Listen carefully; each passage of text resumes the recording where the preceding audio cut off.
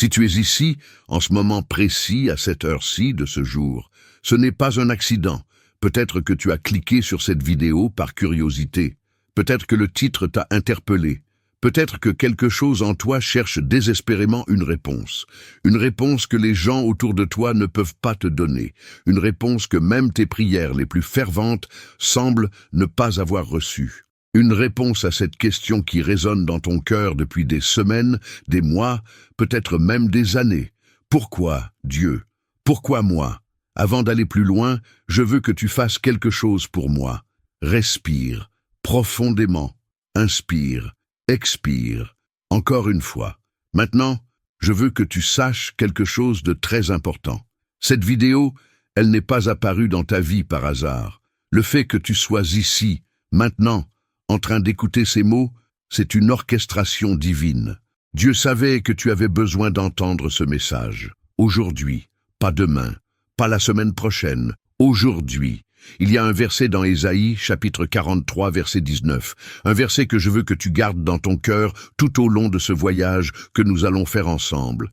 Il dit ceci, « Voici, je vais faire une chose nouvelle, elle est déjà en train de germer. Ne la voyez-vous pas? Oui. Je vais faire un chemin dans le désert, des fleuves dans la terre aride. » Lis ces mots encore une fois dans ton esprit. Elle est déjà en train de germer, pas demain, pas dans le futur lointain.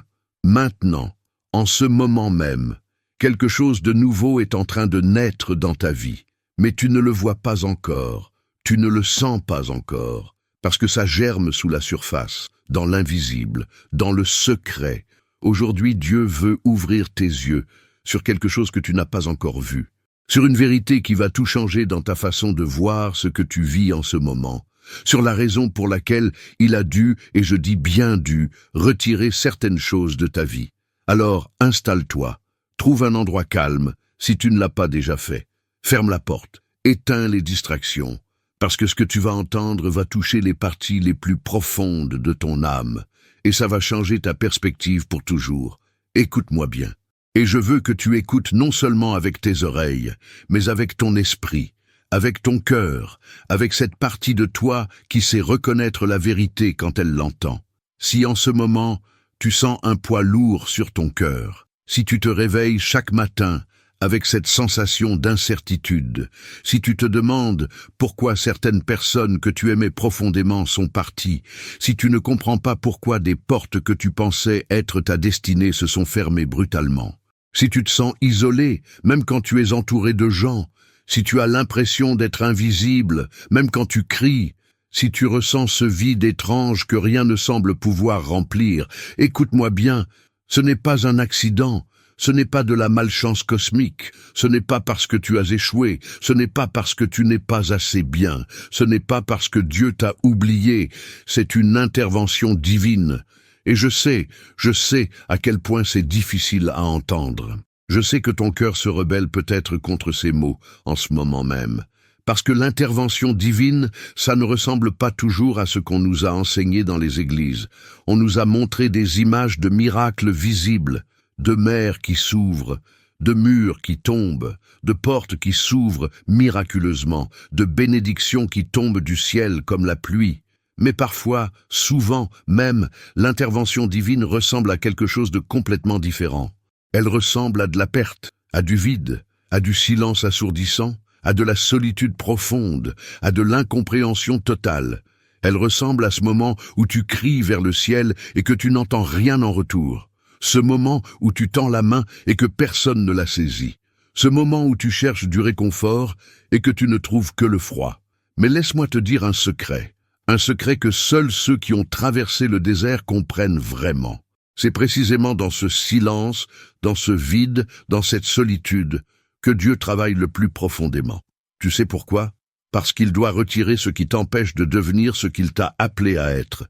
Il doit éloigner ceux qui, même inconsciemment, sabotent ta destinée. Il doit fermer les chemins qui, même s'ils semblent beaux, mènent à ta destruction. Il doit couper les cordes qui te retiennent prisonnier de versions de toi-même qui ne sont plus alignées avec ton appel. Et je sais, sur le moment, ça ressemble à de l'abandon, ça ressemble à de la cruauté, ça ressemble à de l'injustice. Tu regardes d'autres personnes et elles semblent avoir tout ce que tu désires, des relations stables, des carrières florissantes, des rêves qui se réalisent. Et toi, tu es là, dans le vide, dans l'attente, dans l'incompréhension. Mais ce que tu ne vois pas, ce que tu ne peux pas encore voir, c'est que Dieu ne t'a jamais abandonné, pas une seule seconde. Même quand tu ne le sentais pas, même quand tu ne le voyais pas, même quand tu doutais de son existence, il était là, il est là, il sera toujours là. Et ce qui se passe en ce moment, ce processus douloureux, ce dépouillement, ce vidage, c'est parce qu'il t'a choisi. Et ce choix, il a un prix que tout le monde n'est pas prêt à payer. Maintenant, je vais te parler de quelque chose que très peu de gens comprennent vraiment. Quelque chose qui va peut-être te faire pleurer. Pas de tristesse, mais de reconnaissance. Parce que pour la première fois, quelqu'un voit. Il y a des choix que tu as faits, des choix que personne n'a vus, des choix dans le secret de ta chambre, des choix dans le silence de ton cœur, des choix dans les moments où tu étais complètement seul avec toi-même. Je vais te décrire ces moments, et si je touche juste, c'est parce que Dieu me montre. Il y a eu ce moment où quelqu'un t'a blessé profondément, au point où tu as senti quelque chose se briser en toi. Et tu avais tous les moyens de te venger, tu connaissais leurs secrets, tu savais exactement quoi dire pour les détruire, tu avais le pouvoir de leur faire ressentir la même douleur qu'ils t'avaient infligée, mais tu ne l'as pas fait. Dans ce moment crucial, dans ce carrefour de ton âme, tu as choisi le pardon, pas parce que c'était facile, pas parce que tu ne ressentais plus la douleur, mais parce que quelque chose en toi, quelque chose de plus fort que la blessure, a dit non. Ce n'est pas qui je suis. Il y a eu ce moment où tu étais seul, complètement seul, et cette tentation est venue, cette tentation que tu connaissais si bien, celle qui promettait du réconfort temporaire, de l'évasion, de l'oubli, et personne n'aurait su, personne ne te regardait, personne ne te jugeait. Tu aurais pu céder, mais tu as résisté dans l'obscurité de cette nuit. Dans le silence de ta solitude, tu as dit non, tu as fermé cette porte, tu as éteint cet écran, tu as détourné ton regard, tu as choisi la pureté, même quand personne ne le verrait jamais. Il y a eu ce moment où on t'a offert une opportunité brillante, qui aurait changé ta situation, qui aurait résolu tes problèmes financiers, qui aurait élevé ton statut social. Mais il y avait un prix, un compromis, un petit mensonge, une petite trahison, une petite infidélité à tes valeurs. Juste cette fois, disait la voix. Tout le monde le fait, murmurait la tentation. Personne ne saura jamais, promettait le diable. Mais tu as dit non, tu as refusé cette opportunité. Tu as choisi l'intégrité plutôt que le profit. Tu as choisi la vérité plutôt que l'avancement. Tu as choisi de rester fidèle à qui tu es. Même si ça signifiait rester en arrière, même si ça signifiait continuer à lutter, même si ça signifiait que personne ne comprendrait. Ces choix-là, ces moments-là, ces décisions prises dans le secret, personne ne les a applaudis, personne ne t'a donné de médaille, personne n'a posté sur les réseaux sociaux pour célébrer ton courage, aucun pasteur n'a prêché sur ton sacrifice, aucun ami n'a reconnu ta force, aucune famille n'a compris ta décision. Mais le ciel a vu chaque simple choix. Psaume 37, verset 23 dit « Les pas de l'homme sont affermis par l'Éternel, et il prend plaisir à sa voie. » Tu entends ça? Il prend plaisir. Dieu prend plaisir, non pas quand tu es parfait, non pas quand tu as tout compris, mais quand, dans ta faiblesse, tu choisis quand même la sainteté, quand, dans ta douleur, tu choisis quand même le pardon, quand, dans ta tentation, tu choisis quand même la pureté. Chaque pas que tu as fait dans l'obéissance silencieuse, chaque larme que tu as versée dans ta chambre, seul, avec Dieu, chaque prière que tu as murmurée quand personne n'écoutait, chaque fois où tu as ouvert ta Bible quand tu aurais pu ouvrir autre chose, chaque fois où tu as choisi la solitude sainte plutôt que la compagnie toxique, chaque fois où tu as dit la vérité quand le mensonge aurait été plus facile. Tout cela a été enregistré, tout cela compte, tout cela est précieux aux yeux de Dieu, et Dieu, aujourd'hui, à travers ces mots, veut que tu saches qu'il a vu. Il a vu ta fidélité dans l'obscurité. Il a vu ta foi quand tout s'effondrait. Il a vu ton cœur qui choisissait encore de croire. Il a vu tes mains qui se levaient encore en adoration. Il a vu tes genoux qui pliaient encore en prière. Il a vu ton esprit qui refusait d'abandonner. Et c'est précisément pour ça, précisément à cause de ces choix invisibles, qu'il a dû éloigner certaines personnes de ta vie. Parce que ces personnes, même si tu les aimais, même si elles étaient importantes pour toi, elles ne voyaient pas ce que Dieu voyait en toi. Elles ne pouvaient pas honorer ce que Dieu honorait en toi. Elles ne pouvaient pas aller où tu dois aller. Elles ne pouvaient pas supporter le poids de ton appel. Elles ne pouvaient pas comprendre la profondeur de ta transformation.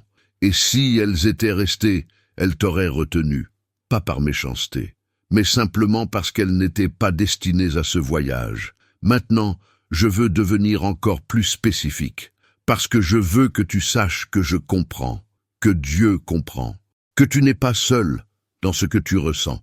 Laisse-moi te décrire ces nuits que tu connais si bien. Tu te couches, ton corps est épuisé, ton esprit devrait s'éteindre, mais il refuse de se taire. Tu fixes le plafond dans l'obscurité, et c'est comme si un film commençait à jouer dans ta tête, un film que tu as déjà vu 1000 fois, mais ton cerveau insiste pour le rejouer encore. Les conversations, les moments, les trahisons, les déceptions, les « et si », les « pourquoi », les « comment ai-je pu ». Tu rejoues cette conversation où tout a basculé. Tu te demandes « qu'est-ce que j'aurais pu dire différemment ?» Tu revois ce moment de trahison. Tu te demandes « comment ai-je pu être si aveugle ?» Tu repenses à cette opportunité perdue. Tu te demandes « pourquoi Dieu a-t-il fermé cette porte ?» Et plus tu penses, plus ton cœur se serre. Plus ta respiration devient difficile, plus les larmes montent. Tu regardes ton téléphone, 3h47 du matin. Tu as une journée importante demain. Tu devrais dormir, mais ton esprit, il ne s'arrête pas. Alors tu fais quoi?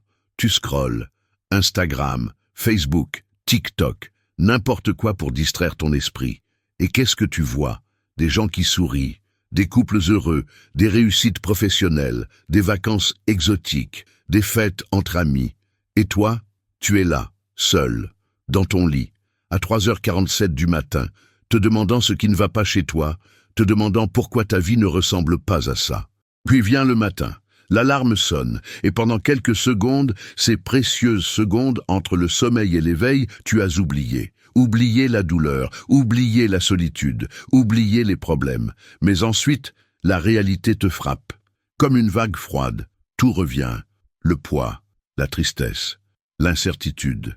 Et tu dois te forcer à sortir du lit, te forcer à prendre une douche, te forcer à t'habiller, te forcer à sourire dans le miroir pour te convaincre que ça va aller.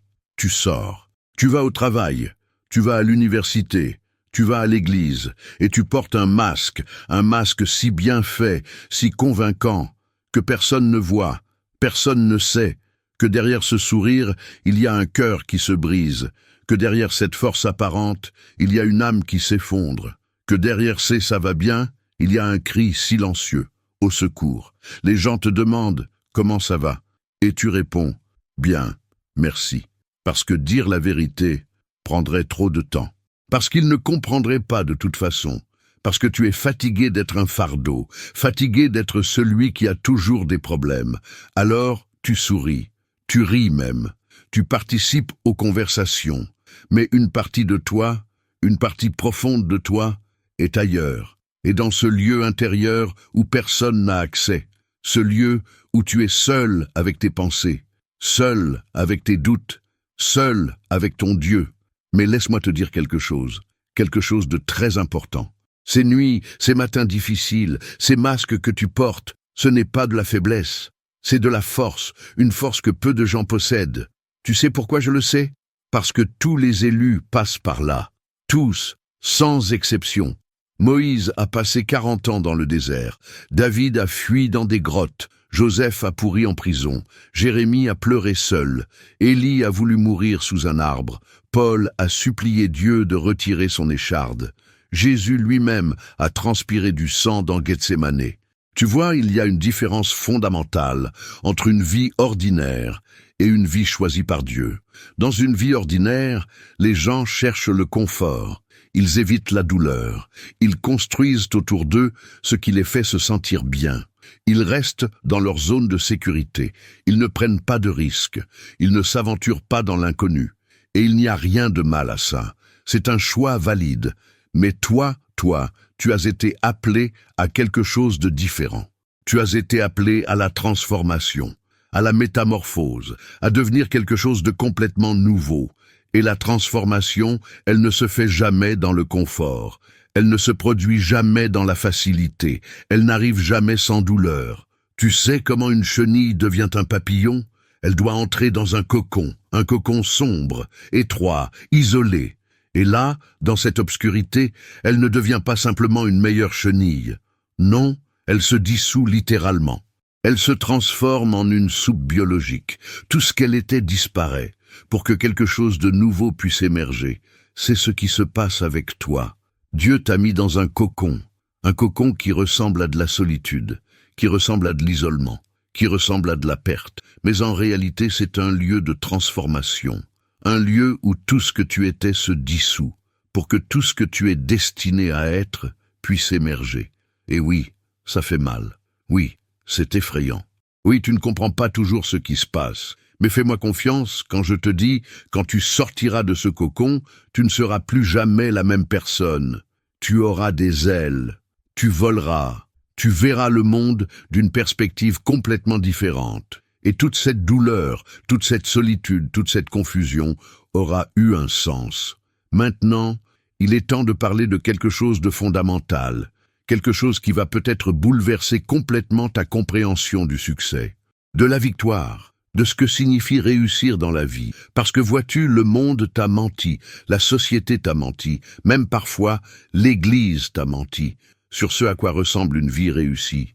Le monde dit, tu as réussi si tu as beaucoup d'amis, des centaines de contacts sur ton téléphone, des milliers de followers sur Instagram, une vie sociale remplie, toujours invité, toujours entouré, jamais seul. Mais Dieu dit, tu as réussi si tu as mon amitié, si tu me connais intimement, si tu peux me parler comme à un ami, si ma présence te suffit, si tu préfères 1 heure avec moi à 1000 heures avec la foule. Le monde dit, tu as réussi si tout le monde te comprend, si tu es populaire, si tu es accepté, si tu rentres dans la norme, si tu ne fais pas de vagues, si tout le monde t'aime. Mais Dieu dit, tu as réussi si tu me comprends, si tu discernes ma voix dans le bruit, si tu reconnais ma main dans ta vie, si tu lis les signes que j'envoie, si tu marches selon mon rythme, pas celui de la foule. Le monde dit, tu as réussi si tu es riche, si tu as une grande maison, une voiture de luxe, des vêtements de marque, des voyages exotiques, un compte en banque bien rempli. Mais Dieu dit, tu as réussi si tu es riche en foi, si tu donnes même quand tu as peu, si tu partages même quand c'est difficile, si tu investis dans l'éternel plutôt que dans le temporel, si tu stockes des trésors au ciel. Le monde dit, tu as réussi si tu es célèbre, si tout le monde connaît ton nom, si tu es sur toutes les plateformes, si tu as de l'influence, si tu es reconnu partout où tu vas. Mais Dieu dit, tu as réussi si ton nom est écrit dans le livre de vie, si les anges connaissent ton nom, si le ciel célèbre tes victoires invisibles, si tu es connu dans les lieux célestes, même si tu es inconnu sur terre. Tu vois, pendant que les gens autour de toi comptent leurs likes, leurs followers, leurs applaudissements, leurs promotions, leur reconnaissance terrestre, toi, tu construis quelque chose de complètement différent, quelque chose d'invisible aux yeux humains, mais très visible aux yeux de Dieu. Tu construis un caractère forgé dans le feu, trempé dans les larmes, affiné dans la solitude, purifié dans la souffrance, un caractère qui ne se plie pas sous la pression, qui ne se corrompt pas dans la tentation, qui ne se vend pas pour un prix. Tu construis une intimité avec le divin, une relation que personne ne peut te voler, une connexion qui transcende les circonstances, une communion qui nourrit ton âme, un amour qui remplit ton cœur. Tu construis une armure spirituelle, une armure invisible, mais réelle, plus réelle que tout ce que tu peux toucher, une armure faite de foi, de prière, de parole de Dieu, de victoire secrète, de renoncement silencieux. Et ça ne se voit pas sur Instagram. Ça ne se poste pas sur Facebook, ça ne fait pas de bruit sur TikTok, ça ne génère pas de buzz sur Twitter. Mais dans le royaume de Dieu, dans l'économie céleste, dans la réalité éternelle, c'est la seule chose qui compte vraiment. C'est la seule chose qui survivra quand tout le reste brûlera. C'est la seule chose que tu pourras emporter avec toi dans l'éternité. Alors oui, peut-être que tu as perdu des amis qui ne te comprenaient plus. Des amis qui étaient là pour le fun mais pas pour les larmes. Des amis qui aimaient la version de toi qui les divertissait, mais pas la version de toi qui cherchait Dieu. Mais tu as gagné la faveur céleste, une faveur qui ouvre des portes que personne ne peut fermer, une faveur qui te protège de dangers que tu ne vois même pas, une faveur qui prépare ton avenir d'une manière que tu ne peux imaginer. Peut-être que tu as perdu des opportunités qui semblaient parfaites, des opportunités que tout le monde autour de toi voulait, des opportunités qui auraient pu changer ta situation immédiate. Mais tu as gagné une direction divine, une direction qui te mène exactement où tu dois être, une direction qui évite les pièges que tu ne voyais pas, une direction qui construit quelque chose de durable, pas quelque chose de temporaire. Peut-être que tu as perdu ta réputation. Des gens parlent de toi, des gens te jugent, des gens racontent des histoires, des gens ne comprennent pas tes choix. Mais tu as gagné ton identité en Christ, une identité qui ne dépend pas de l'opinion des autres, une identité ancrée dans qui Dieu dit que tu es, une identité que personne ne peut te voler, une identité éternelle. Et crois-moi quand je te dis ceci, grave-le dans ton cœur, tatoue-le sur ton âme. Ce que Dieu construit en secret, il le révélera en public. Ce qu'il forge dans le silence, il le manifestera dans la lumière. Ce qu'il prépare dans l'obscurité, il le célébrera dans la gloire. Mais, et c'est important, pas avant que tu sois prêt, pas avant que ton cœur soit assez fort pour porter le poids de la bénédiction, pas avant que ton esprit soit assez mature pour ne pas être corrompu par le succès, pas avant que ton caractère soit assez solide pour gérer la promotion, pas avant que ta foi soit assez profonde pour rester humble dans l'abondance. Parce que Dieu ne te prépare pas juste à recevoir. Il te prépare à maintenir, à gérer, à être un bon intendant, à utiliser ce qu'il te donnera pour sa gloire, pas pour nourrir ton ego, pas pour impressionner les gens, mais pour impacter des vies, pour transformer des destins, pour être une bénédiction, pas juste pour être béni. Maintenant, je veux te parler de quelque chose de puissant, quelque chose que beaucoup de chrétiens ignorent, ou qu'ils ont oublié. Quelque chose qui, si tu le comprends vraiment, va changer complètement ta perception de ta situation actuelle. Il y a un passage dans Hébreux, chapitre 1, verset 14. Un verset qui est rarement prêché, rarement enseigné, mais qui contient une vérité explosive. Il dit ceci: « Les anges ne sont-ils pas tous des esprits au service de Dieu, envoyés pour exercer un ministère en faveur de ceux qui doivent hériter du salut ?» Lis ces mots encore une fois dans ton esprit. Envoyé pour exercer un ministère. En faveur de qui?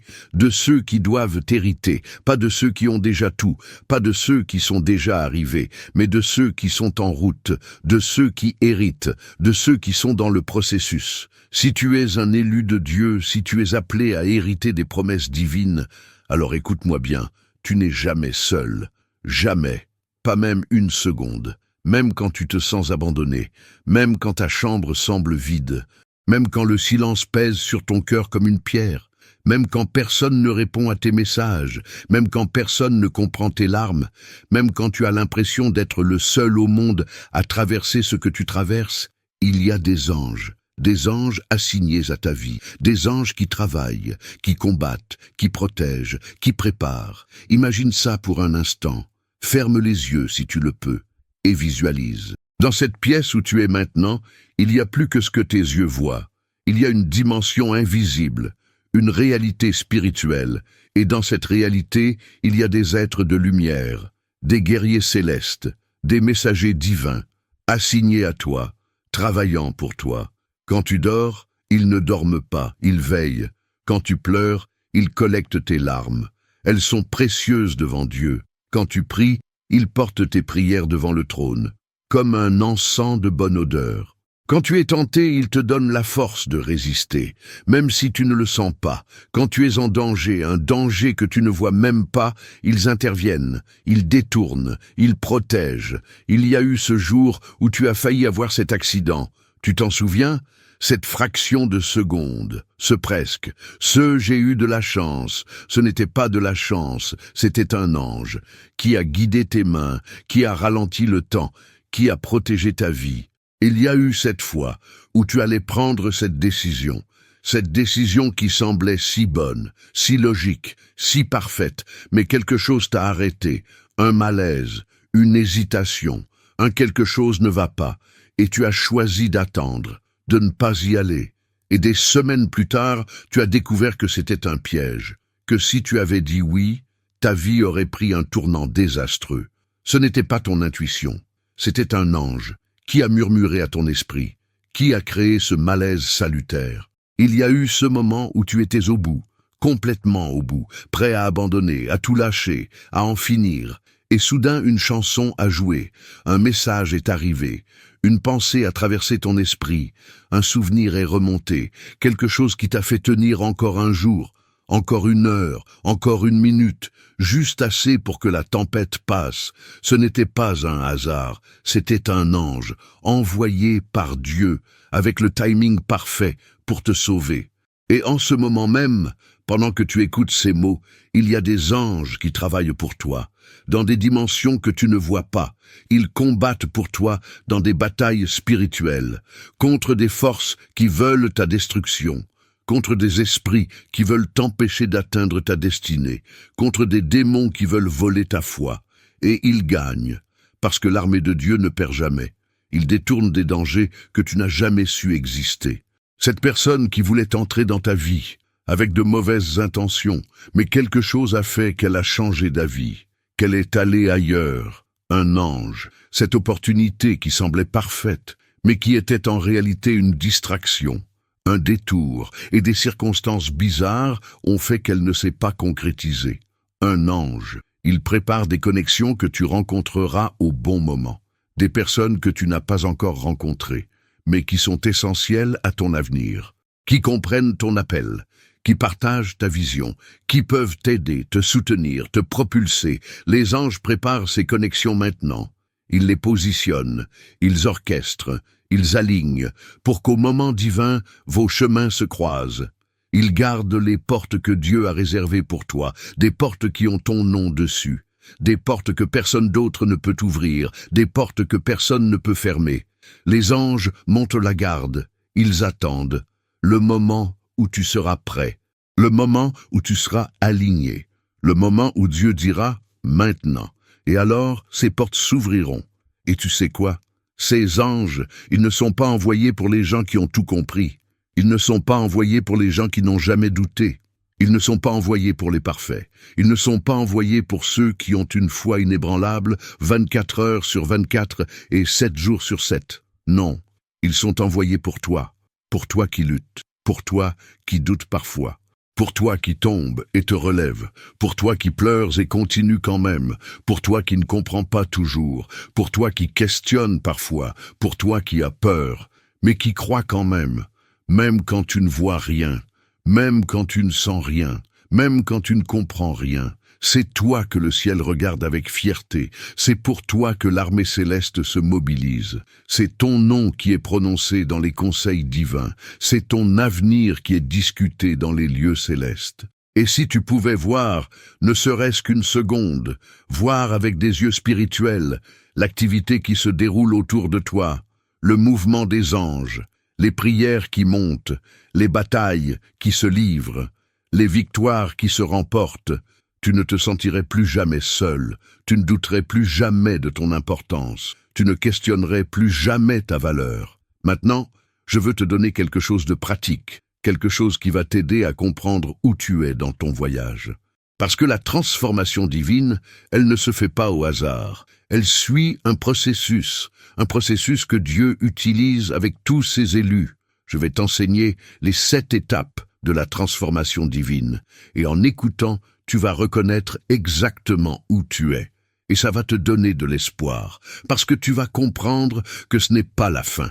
C'est juste une étape. Étape 1, l'appel. Tout commence par un appel. Un moment où tu as senti quelque chose de différent. Un réveil spirituel, une prise de conscience, un désir profond de quelque chose de plus que ce que le monde offre, plus que la vie superficielle, plus que l'existence ordinaire. C'est Dieu qui t'appelle, qui dit « Viens, j'ai quelque chose de spécial pour toi ». Et tu as répondu, peut-être timidement, peut-être avec doute, mais tu as répondu. Étape 2, la séparation. Après l'appel vient la séparation. Et c'est souvent la partie la plus douloureuse. Dieu commence à te séparer. Te séparer de quoi? Des gens qui ne sont pas alignés avec ton appel, des lieux qui ne nourrissent pas ton esprit, des habitudes qui t'empêchent de grandir, des distractions qui volent ton attention, des relations qui drainent ton énergie spirituelle. Cette étape, elle ressemble à de la perte, à de l'abandon, à de la solitude. Mais en réalité, c'est une protection. C'est Dieu qui crée de l'espace pour lui, de l'espace pour ta transformation. Étape 3, le désert. Après la séparation vient le désert, un lieu d'isolement, un lieu de sécheresse, un lieu où tout ce qui était familier disparaît. Moïse a eu son désert pendant 40 ans, Jésus a eu son désert pendant 40 jours, David a eu ses grottes, Élie a eu sa fuite, Paul a eu son Arabie, et toi, tu as ton désert maintenant. C'est ce lieu où tu te sens seul, où tu ne vois pas de fruits, où tes prières semblent rebondir sur le plafond, où Dieu semble silencieux. Mais le désert, c'est l'université de Dieu. C'est là qu'il enseigne, qu'il forme, qu'il révèle, qu'il purifie. Le désert n'est pas une punition, c'est une préparation. Étape 4, la mort. Oui, tu as bien entendu, la mort, pas la mort physique, mais la mort spirituelle, la mort de ton ego, la mort de tes plans, la mort de tes idées sur comment les choses devraient se passer, la mort de ta volonté propre. C'est l'étape où tu arrives au bout de toi-même, où tu réalises que tu ne peux pas, que tu ne sais pas, que tu as besoin de Dieu, désespérément, complètement, totalement. C'est l'étape où tu lâches prise, où tu cèdes le contrôle, où tu dis « pas ma volonté », mais la tienne, et tu le penses vraiment, pour la première fois. Étape 5, la résurrection. Après la mort vient toujours la résurrection. C'est la loi spirituelle, rien ne peut mourir sans ressusciter. Mais attention, ce qui ressuscite n'est jamais identique à ce qui est mort. C'est quelque chose de nouveau, de transformé, de glorifié. À cette étape, tu commences à sentir un changement subtil au début, une paix qui n'était pas là avant, une force que tu ne comprends pas, une clarté qui émerge, une foi qui grandit.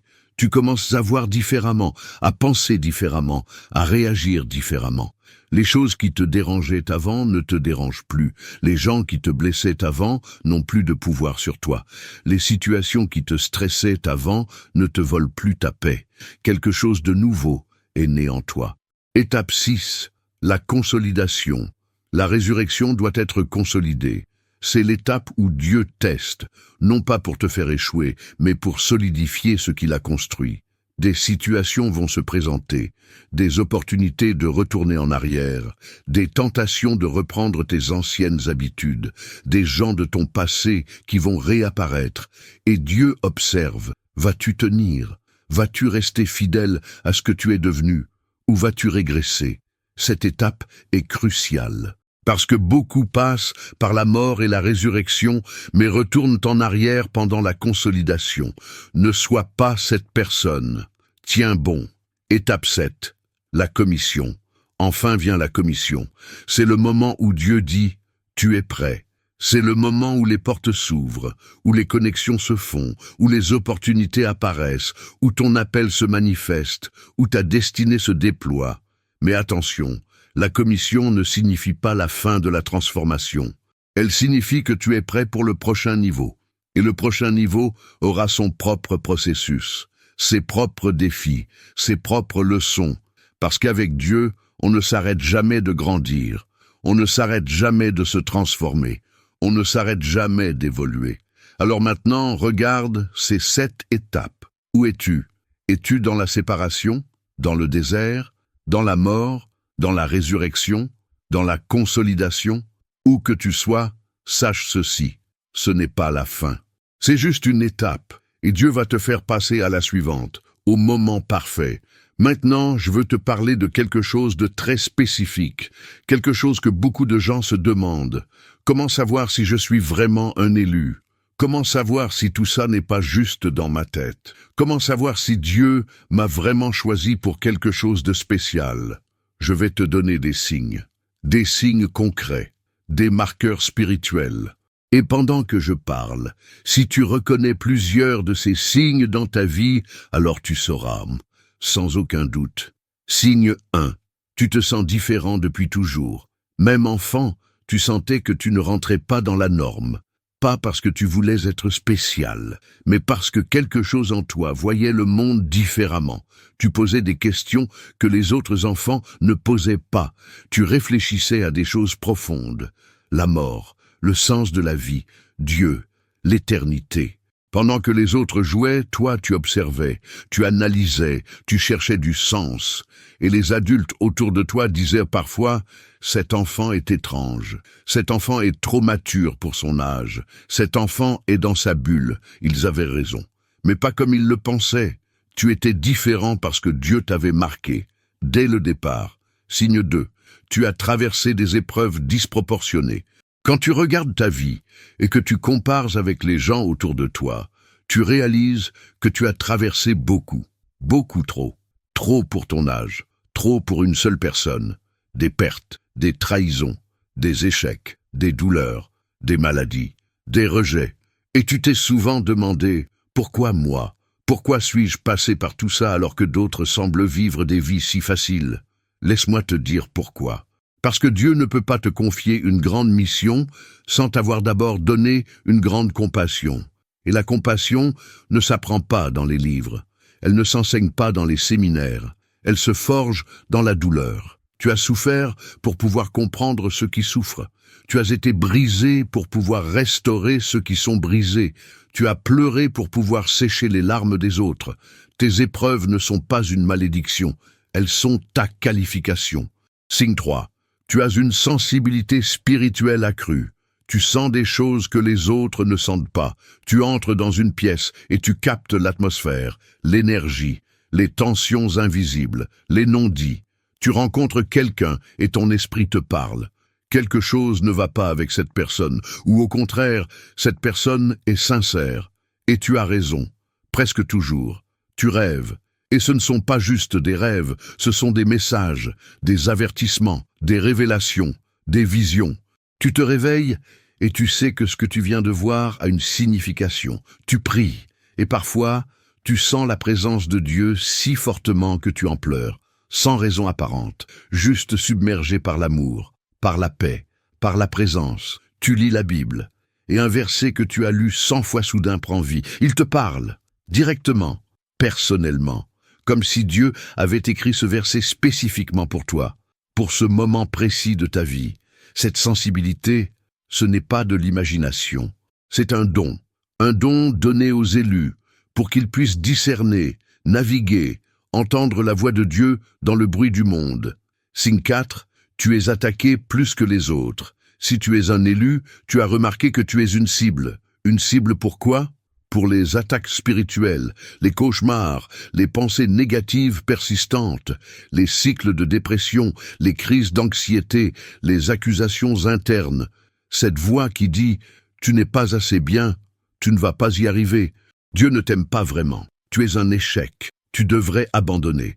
Pourquoi es-tu attaqué ainsi? Parce que l'ennemi sait quelque chose sur toi, quelque chose que tu ne réalises peut-être pas encore toi-même. Il sait que tu es dangereux, que ton appel est puissant, que ta destinée menace son royaume. Alors il essaie de te neutraliser, de te décourager, de te faire abandonner, avant même que tu commences. Mais voici la vérité. Plus les attaques sont fortes, plus ta destinée est grande. L'ennemi ne gaspille pas ses ressources sur des gens sans importance. Il ne combat pas ceux qui ne représentent aucune menace.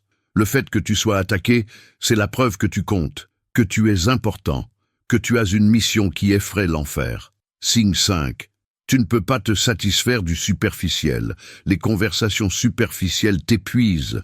Les relations de surface ne te suffisent pas. Les divertissements vides te laissent insatisfait. Tu cherches toujours plus de profondeur. Plus de sens, plus d'authenticité. Pendant que les gens autour de toi parlent de la météo, des célébrités, des potins, des nouvelles tendances, toi, tu veux parler de la vie, de la mort, du sens, du but, de Dieu, de l'éternité. Et ça fait de toi quelqu'un de trop intense aux yeux de beaucoup. Pourquoi tu es toujours si sérieux? Pourquoi tu ne peux pas juste t'amuser? Pourquoi tout doit avoir un sens profond avec toi? Parce que tu es un élu, et les élus ne sont pas faits pour le superficiel. Ils sont faits pour le profond, pour le réel, pour l'éternel. Ton âme refuse de se nourrir de miettes, elle a faim de substance, de vérité, de connexion authentique. Signe 6. Tu as un désir inexplicable d'aider les autres. Même quand tu es toi-même dans la douleur, tu veux aider. Tu vois quelqu'un qui souffre et tu ne peux pas rester indifférent. Quelque chose en toi s'active. Tu veux soulager, réconforter, encourager, guider. Tu donnes même quand tu as peu. Tu écoutes même quand tu es fatigué. Tu pries pour les autres, même quand tu as besoin de prière. Ce n'est pas du martyre, ce n'est pas de la codépendance, c'est ton appel qui transparaît. C'est le cœur de Dieu en toi. Les élus sont appelés à servir, à être des canaux de bénédiction, des instruments de guérison, des porteurs de lumière dans l'obscurité. Signe 7. Tu ne peux pas abandonner même quand tu le veux. Tu as voulu abandonner. Combien de fois? Trop pour compter. Tu as voulu arrêter de prier, arrêter de croire, arrêter d'espérer, arrêter de te battre. Mais tu ne peux pas. Quelque chose en toi refuse. Même dans tes moments les plus sombres, même quand tu cries « j'abandonne », le lendemain matin tu te relèves. Tu pries encore, tu crois encore, tu espères encore, tu continues encore. Pourquoi?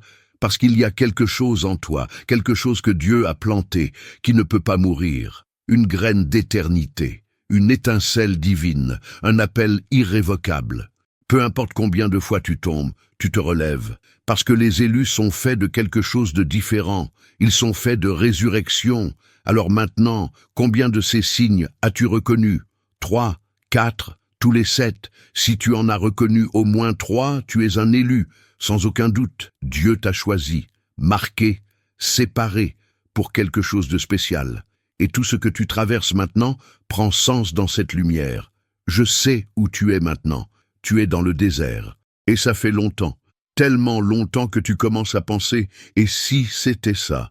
Et si le désert était ma destination finale? Et si Dieu m'avait amené ici pour y rester? Et si je devais vivre le reste de ma vie dans cette sécheresse?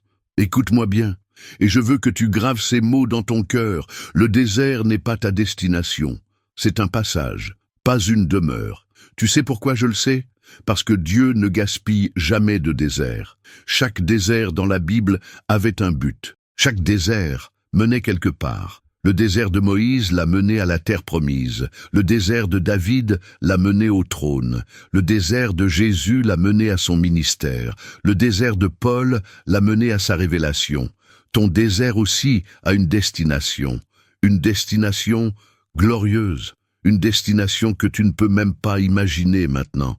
Mais elle existe, elle est réelle, et tu y arrives. Tu vois, le désert a une fonction spécifique dans le plan de Dieu.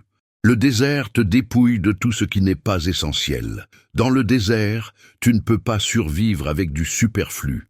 Tu apprends à distinguer le nécessaire du luxe, l'essentiel de l'accessoire, le vital du confortable. Le désert te montre qui tu es vraiment. Quand tout est enlevé, quand il n'y a plus de façade, plus de masque, plus de performance, qui es-tu? C'est dans le désert que tu découvres ton vrai moi. Pas le moi que les autres attendent, pas le moi que tu essaies de projeter, mais le moi authentique, brut, réel. Le désert te force à dépendre de Dieu. Quand tu as tout, il est facile d'oublier Dieu, de penser que tu peux gérer seul. Mais dans le désert, tu ne peux pas. Tu as besoin de lui, désespérément. à chaque instant, pour chaque souffle, pour chaque pas. Et cette dépendance, elle crée une intimité que tu n'aurais jamais pu avoir dans l'abondance. Le désert te prépare pour la grandeur, parce que la grandeur sans préparation, c'est une catastrophe. Regarde combien de célébrités s'effondrent, combien de gagnants de loterie finissent ruinés, combien de gens qui obtiennent le succès trop tôt se détruisent. Pourquoi? Parce qu'ils n'étaient pas prêts. Leur caractère n'était pas assez fort. Leur fondation n'était pas assez solide. Leur identité n'était pas assez ancrée. Mais toi, Dieu te prépare dans le désert. Il construit ton caractère. Il renforce ta fondation. Il ancre ton identité. Pour que quand la bénédiction viendra, tu puisses la gérer, la maintenir, l'utiliser pour sa gloire. Alors oui, le désert est dur, le désert est long, le désert est douloureux, mais le désert n'est pas éternel. Il y a un moment divin où Dieu dit « ça suffit, tu as appris ce que tu devais apprendre, tu es devenu qui tu devais devenir. Il est temps de sortir. » Et quand ce moment arrive, tout change, rapidement.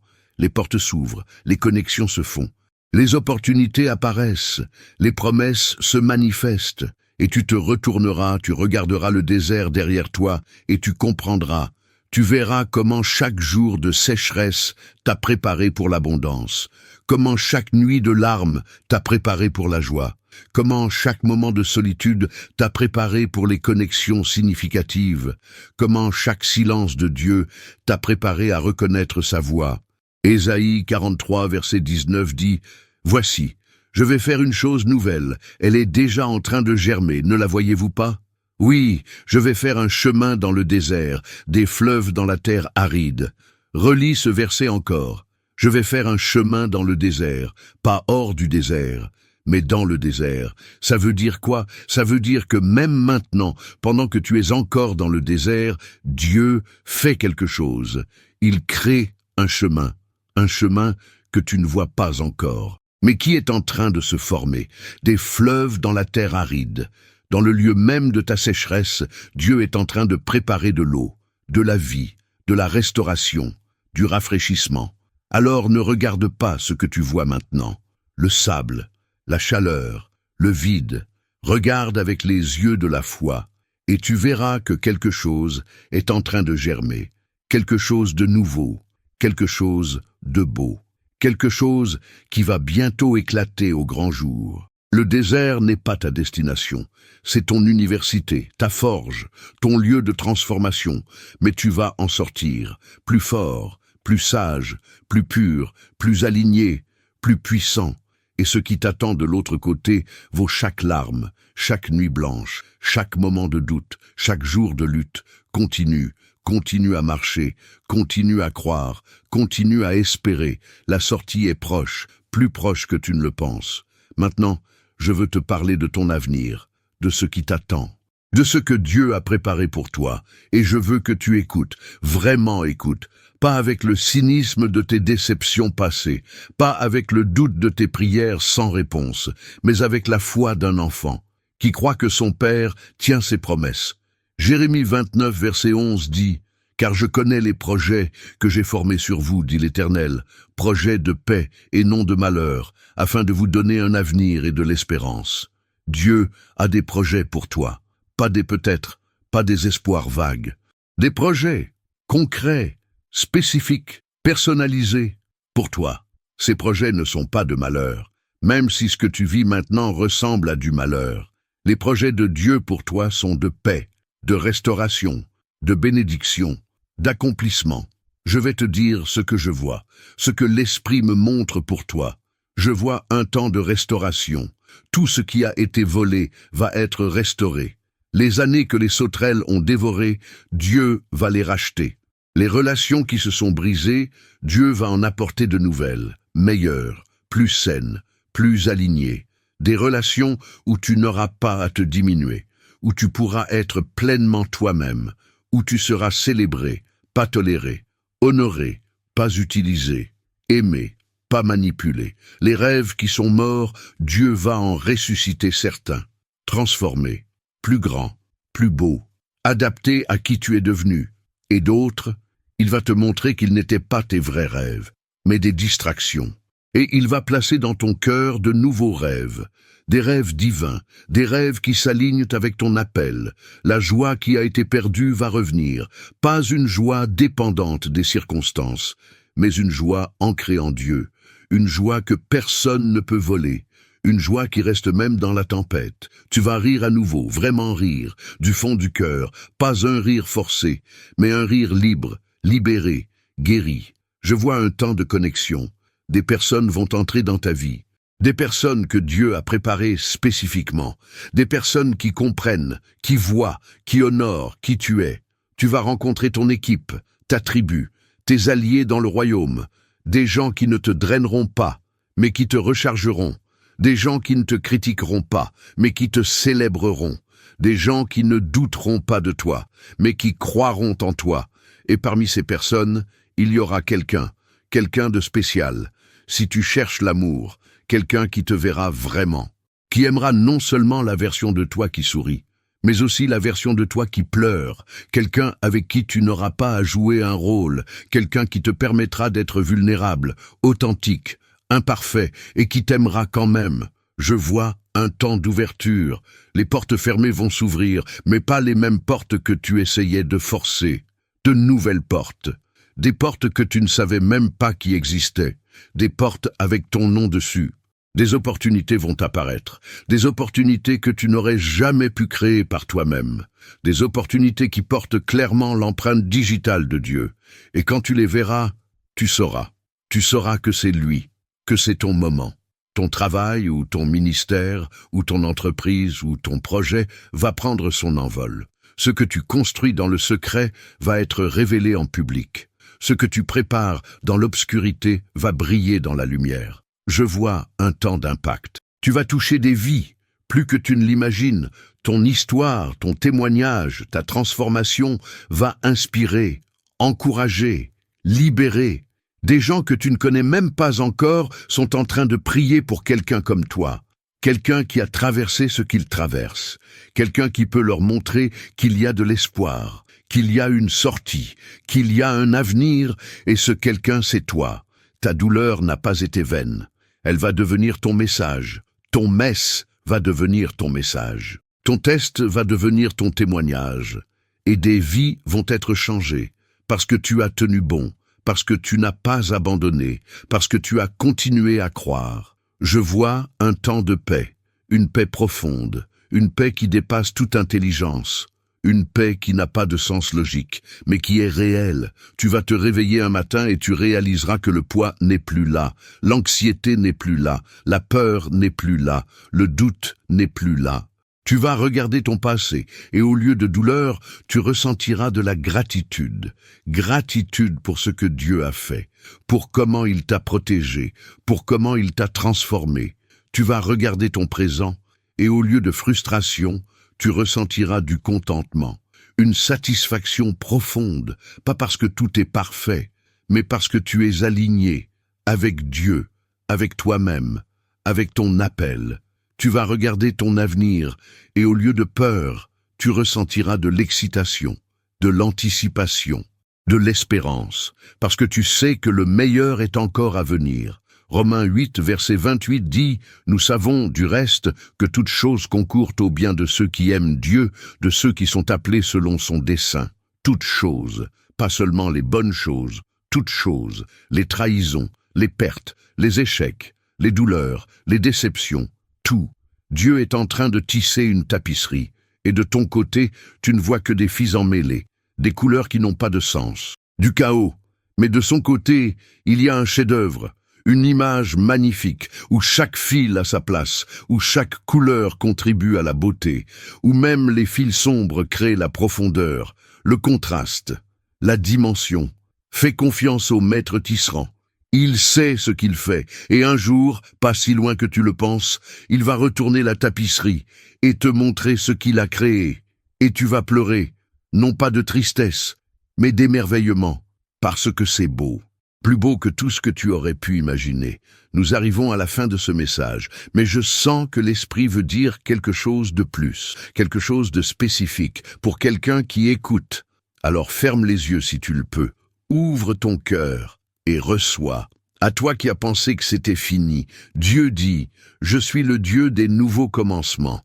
Ce qui était mort va ressusciter, ce qui était fermé va s'ouvrir, ce qui était brisé va être restauré. » N'écris pas la fin de ton histoire, parce que je n'ai pas fini. À toi qui te sens seul, Dieu dit, « Je n'ai jamais quitté ton côté, même quand tu ne me sentais pas, même quand tu ne me voyais pas, même quand tu doutais de moi. J'étais là, je suis là, je serai toujours là. Et bientôt, très bientôt, tu vas sentir ma présence d'une manière nouvelle, plus réelle que jamais. À toi qui as honte de tes erreurs, Dieu dit, « Mon pardon est plus grand que ton péché. Arrête de te punir, j'ai déjà payé le prix. Lève-toi, secoue la poussière et marche dans ta liberté. Tu es pardonné, tu es purifié, tu es mon enfant, et je t'aime. À toi qui as peur de l'avenir, Dieu dit, « Je tiens ton avenir dans ma main, et ma main ne tremble jamais. Ne t'inquiète pas de demain, fais-moi confiance aujourd'hui. Un jour à la fois, un pas à la fois, je te guide, je te dirige, je te mène vers quelque chose de bon. » À toi qui veux abandonner, Dieu dit, « Tiens bon encore un peu, je sais que tu es fatigué, je sais que c'est long, je sais que c'est dur, mais tu es si proche de la percée, si proche du miracle, si proche de la manifestation. Ne lâche pas maintenant, le matin vient, et à vous tous qui écoutez, Dieu dit, « Je t'ai choisi, pas par hasard, pas par accident, mais intentionnellement, délibérément, spécifiquement. Je t'ai choisi avant la fondation du monde. J'ai planifié tes jours, numéroté tes cheveux, compté tes larmes. Et tout ce que tu traverses fait partie d'un plan magnifique. Un plan qui va te laisser bouche bée quand tu verras tout se déployer. Alors continue à croire, continue à prier, continue à espérer, continue à marcher, même quand tu ne vois pas le chemin, même quand tu ne comprends pas, même quand c'est difficile, parce que je suis avec toi. Et si je suis avec toi, qui peut être contre toi? Si cette parole a touché ton cœur, si tu sens que c'était pour toi, je veux que tu fasses quelque chose, pas pour moi, mais pour toi, comme une déclaration. Clique sur « J'aime », que ce like soit un oui à Dieu, un je crois, un je reçois cette parole. Laisse un commentaire. Écris simplement « Je crois ». 2 mots, mais 2 mots puissants. 2 mots qui changent tout. Parce que quand tu déclares ta foi, même dans les commentaires, ça active quelque chose. Ça libère quelque chose. Ça met quelque chose en mouvement. Et si tu veux aller plus loin, partage cette vidéo. Parce que tu n'es pas le seul. Il y a quelqu'un dans ta vie qui a besoin d'entendre ça aujourd'hui. Ta sœur, ton frère, ton ami, ton collègue, quelqu'un qui lutte, qui doute, qui souffre, qui a besoin d'espoir. Sois le messager, sois le canal, sois l'instrument que Dieu utilise pour toucher cette personne aujourd'hui. Et si tu veux continuer ce voyage, abonne-toi à cette chaîne. Active la cloche, parce que ce n'est pas fini. Il y a d'autres messages, d'autres révélations, d'autres paroles prophétiques qui vont t'aider, te fortifier, te guider sur ce chemin de transformation. Avant de terminer, je veux prier pour toi. Alors où que tu sois, mets ta main sur ton cœur et reçois cette prière. Père céleste, je lève devant toi chaque personne qui a écouté ce message, chaque cœur brisé, chaque âme fatiguée, chaque esprit découragé. Je te prie, touche-les maintenant, guéris-les maintenant, restaure-les maintenant, fortifie-les maintenant. Que ta paix, cette paix qui dépasse toute intelligence, remplisse leur cœur. Calme leur esprit, apaise leur âme, donne-leur la force pour continuer, pour tenir bon, pour ne pas abandonner. Ouvre leurs yeux pour voir ce que tu es en train de faire, même dans l'invisible, même dans le silence, même dans l'attente. Et rappelle-leur chaque jour qu'ils sont aimés, qu'ils sont choisis, qu'ils sont importants, qu'ils ont une destinée, qu'ils ont un avenir, qu'ils ont de l'espoir. Au nom puissant de Jésus, Amen. Continue ta route, ami, continue de croire, continue d'avancer, parce que ton histoire n'est pas encore terminée. Le meilleur est encore à venir. Je crois en toi. Dieu croit en toi. Et ensemble, nous allons voir des miracles. À très bientôt. Que Dieu te bénisse.